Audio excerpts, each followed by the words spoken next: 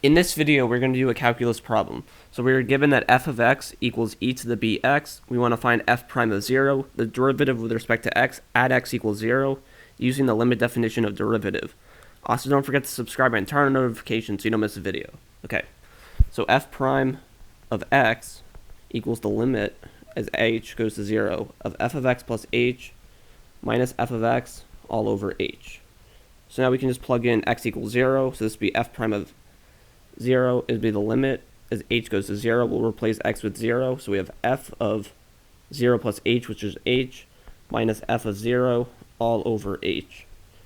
So what is f of h and f of 0? So f of x we know is e to the bx. Plugging in h for x, you just get f of h equals e to the b times h.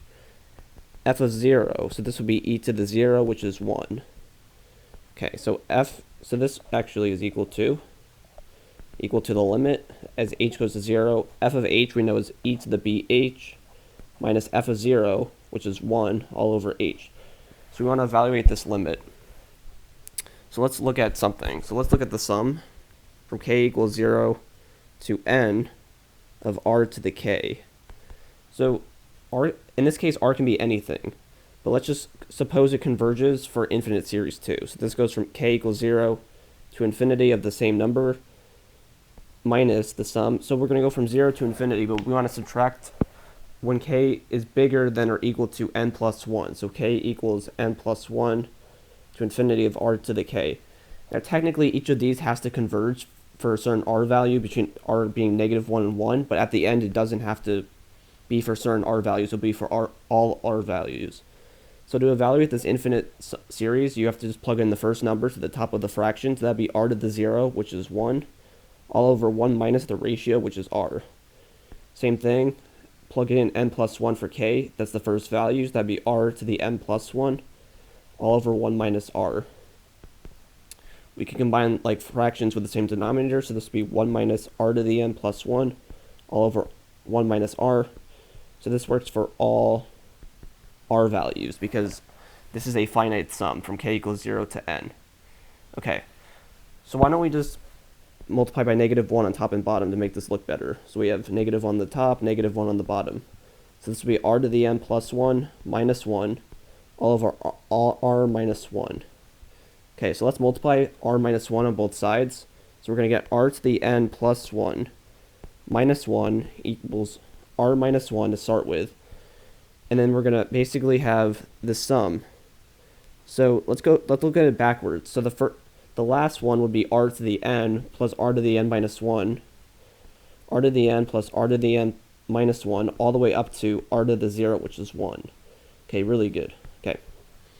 Now, let's just decrement n to be n minus 1. So this would be r to the n minus 1 equals r minus 1 times r to the n minus 1 plus r to the n minus 2, all the way up to 1 still. Okay, good. Now, we know we can evaluate the limit as h goes to 0 of e to the h minus 1 over h is doable. So let's factor out e to the h minus 1 to be in the back. So let's factor out whatever is left in the front. So the limit as h goes to 0 of, so we have e to the h minus 1 all over h. We're going to factor that stuff out. So we have bh, but we have h. So how do we multiply the top? So if we look here, for the first values, we have r and r n minus 1, r to the n minus 1. If you multiply those two, you get r to the n. Okay, so these have to multiply to be e to the bh. So we have to have e to the b minus 1 times h. And then we decrement all the way up to, well, we have e to the h plus 1. So let me just rewrite that. So we have e to the h plus 1. Okay. So now we can split this to be the limit as h goes to 0 of e to the b minus 1 times h plus e to the b minus 2 times h, all the way up to e to the h plus 1, which is e to the 0. And then we have times the limit as h goes to 0 of e to the h minus 1 all over h. Okay, so let's just do the limit as h goes to 0 of e to the h minus 1 all over h. Okay, e is defined as the limit as h goes to 0 of 1 plus h, a version of it is 1 plus h to the 1 over h. So we can actually just plug this in for e, because e is in the limit. So this is equal to, the limit as h goes to 0. We can replace e with 1 plus h, the 1 over h, all raised to the h, minus 1 all over h. I'm saying h a lot, but whatever. Okay, 1 over h times h cancels to be 1. So we have 1 plus h minus 1 all over h. Minus 1 and 1 will cancel. Now we're going to left with h over h. That will cancel, being left with 1. So let's look at this. This is defined to be 1, so we can just cancel this out. So now, plugging in h equals going to 0 for all of these, we'll have e to the 0 plus e to the 0 plus dot dot dot plus 1. So this is 1 plus 1 plus dot dot dot plus 1. How many times?